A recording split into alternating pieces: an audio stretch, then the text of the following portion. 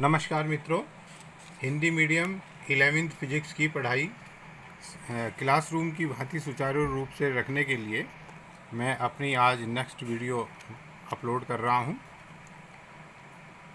यदि आपको यह मेरा वीडियो पसंद आए तो इस वीडियो को लाइक करें, शेयर करें और मेरे चैनल को सब्सक्राइब करें और नेक्स्ट नोटिफिकेशन के लिए बेल आइकॉन को प्रेस करें।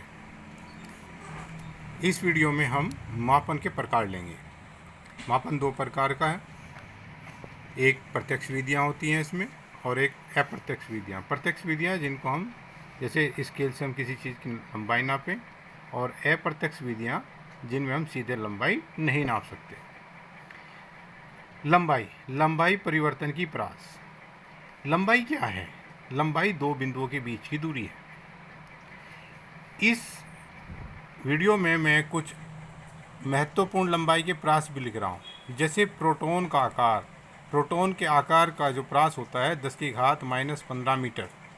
नाभिक का आकार 10⁻⁻14 मीटर। ये प्रास ये इसका प्रास है, यानी कि इस प्रास की इस कोटि मान के जो प्रोटॉन का आकार है इस कोटि मान की होती है। परमाणु का आकार 10⁻⁻10 मीटर। लाल रक्त कणिका का आकार 10⁻⁻5 मीटर। कागज़ शीट की मोटाई 10⁻⁻4 मीटर। ये उनका गुणांक है जो कोटिमान होता है।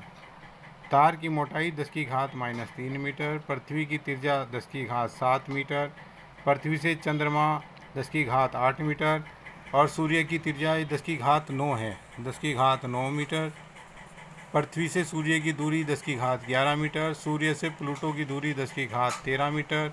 निकटवर्ती पृथ्वी से सबसे निकट तारे अल्फा सेंचुरी की दूरी जो है 10⁻17 मीटर। आकाश गंगाकार 10⁻21 मीटर और विश्व का आकार 10⁻26 मीटर। इनको थोड़ा सा पढ़ लेना, ये याद रहना चाहिए, कई बार इन पर क्वेश्चन आ जाता है। अब आता है लंबाई का मापन। लंबाई का मापन इन किस प्रकार करेंगे? लंबाई के मापन की कुछ प्रत्यक्ष विधियाँ निम्न प्रकार हैं। व्यक्ति आदि की ऊंचाई में कहीं का प्रयोग करेंगे? मीटर स्केल का। सीधा मीटर से नाप लेंगे और मीटर का जो प्रास होता है, स्केल का प्रास, वो सबसे छोटी कौन सी दूरी नाप सकता है? मीटर का पैमाना 1 mm, 1 मिलीमीटर से 100 मीटर तक। जब बड़ी हो जाएगी तो किलोमीटर में चला जाएगा। फिर इसके बाद अगर हम पेंसिल की मोटाई, सिक्के का व्यास आदि नापें तो किससे नाप सकते हैं? वर्नियर कैलिपर से। इसका आपके पास प्रैक्टिकल भी है, ये आप करेंगे। इसकी प्रास कितनी होती है? ये 1 mm के 10वें भाग से, यानी कि 0.1 mm से या सेंटीमीटर के 100वें भाग से नाप सकता है। ठीक है। और इसके बाद आ जाता है तार का व्यास। तार देखिए बहुत पतली होती है। अब इसका वर्नियर कैलिपर से भी नहीं नापा जा सकता। इसको हम नापने के लिए स्क्रू गेज यानी कि पेंच मापी का प्रयोग करते हैं। इसका भी प्रैक्टिकल आपके पास है। ये कितना नाप सकता है? ये 1 mm के 100वें भाग को नाप सकता है, यानी कि सेंटीमीटर के 1000वें भाग। ठीक है। ये छोटी हम जो माप ले सकते हैं वो इनके द्वारा ले सकते हैं। अब बड़ी दूरियों की माप। अब बड़ी दूरियों की माप के लिए मान लीजिए यहाँ से हम चंद्रमा की दूरी नापें तो मीटर का पैमाना तो नहीं चलेगा, तो फिर कैसे नापेंगे? तो बड़ी दूरियों के माप के लिए बहुत बड़ी दूरियाँ जैसे पृथ्वी से चंद्रमा की दूरी आदि सीधे मीटर से नहीं माप सकते। इसके लिए लंबन विधि का प्रयोग किया जाता है। बहुत इंपॉर्टेंट विधि है, लंबन का अर्थ बताएंगे। ठीक है।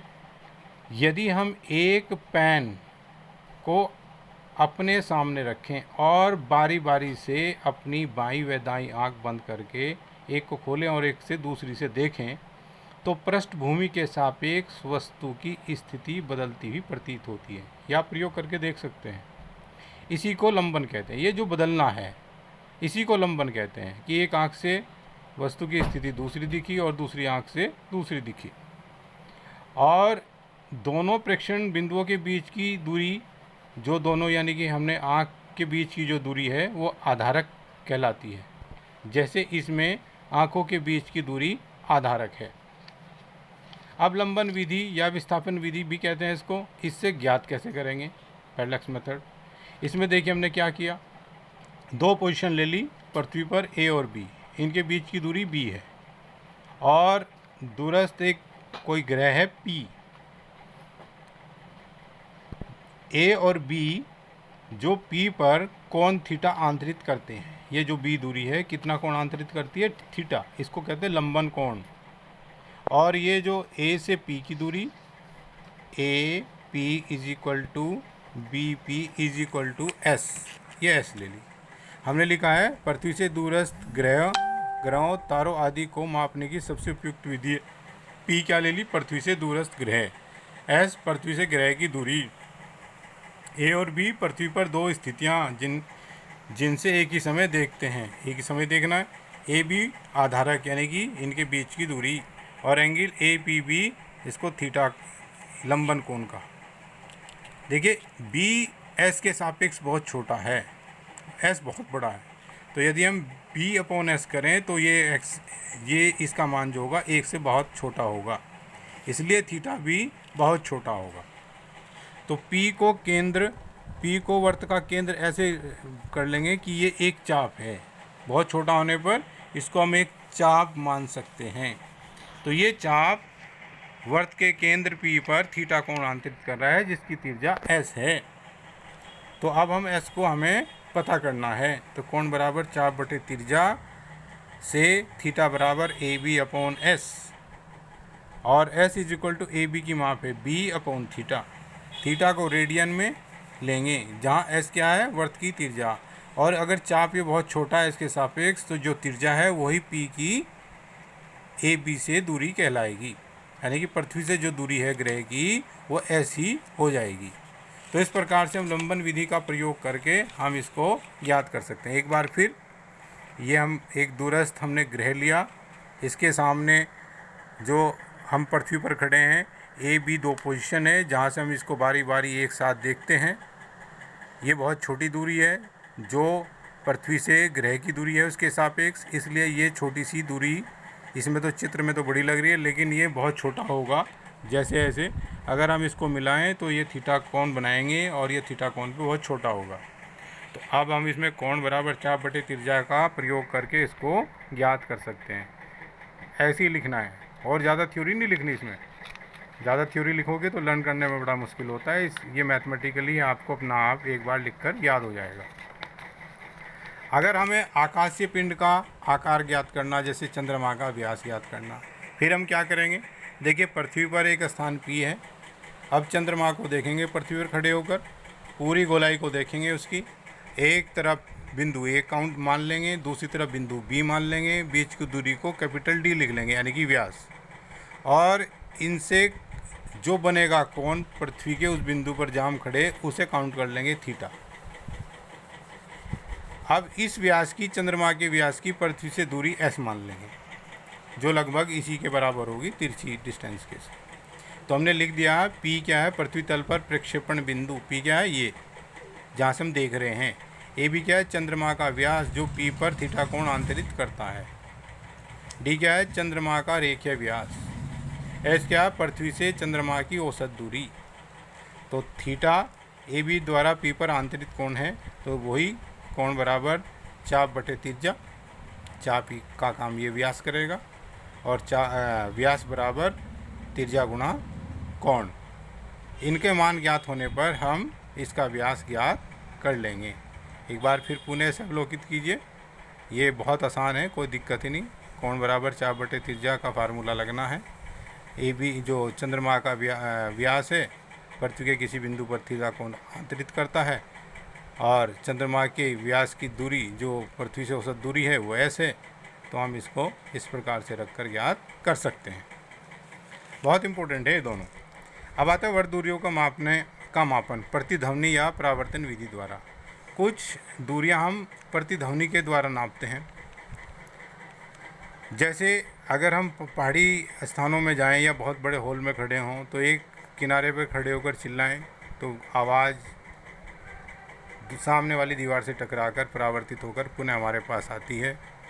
तो इस जो आवाज़ आती है उसे बोलते हैं प्रतिध्वनि।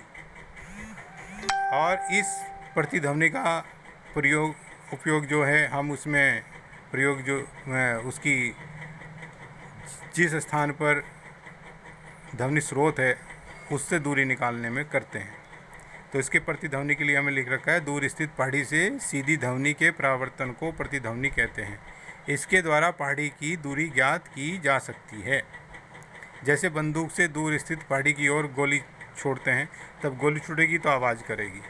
जब पहाड़ी क्षेत्र में गोली की आवाज़ होगी तो पहाड़ी से टकराकर वो वापस आएगी और आवाज़ सुनेगी। तो जो आवाज़ गोली छोड़ते समय हुई है और जो टकराकर आने के बाद हमें सुनाई दी है, उन दोनों के टाइम पीरियड को हम नोट कर लेंगे। माना यह टाइम पीरियड जो समय अंतराल है वो टी है, ठीक है। और ध्वनि की चाल भी है, तो जिस चाल से ध्वनि जाएगी उसी चाल से ध्वनि आएगी, क्योंकि एक समान चाल से चलती है। इस पहाड़ी की दूरी हम एस मान लेंगे। तो देखिए ध्वनि जा रही है और आ रही है, जाने और आने का समय है ये टी, यानी कि इसने डबल दूरी तय कर ली। तो ध्वनि की चाल v, पहाड़ी की दूरी s और t टाइम में चली गई दूरी 2s, क्योंकि t में जाने का भी समय और आने का भी, तो डबल दूरी तय करेगा। तो इसलिए दूरी बराबर चाल गुना समय, 2s बराबर v इंटू टी, और s यहाँ से दूरी आ जाएगी v इंटू टी बाई 2। इस प्रकार से हम वर्ग दूरी ज्ञात कर सकते हैं। तो धन्यवाद मित्रों। अब नेक्स्ट जो कार्य होगा मैं अगली जो नेक्स्ट वीडियो मेरी आएगी उसमें लेकर चलेंगे। और इसी प्रकार से यदि आपको पसंद आती है और मुझे बढ़िया आपका एक सहयोग मिलता है तो मैं आगे अपना ये कार्य सुचारू रखूँगा।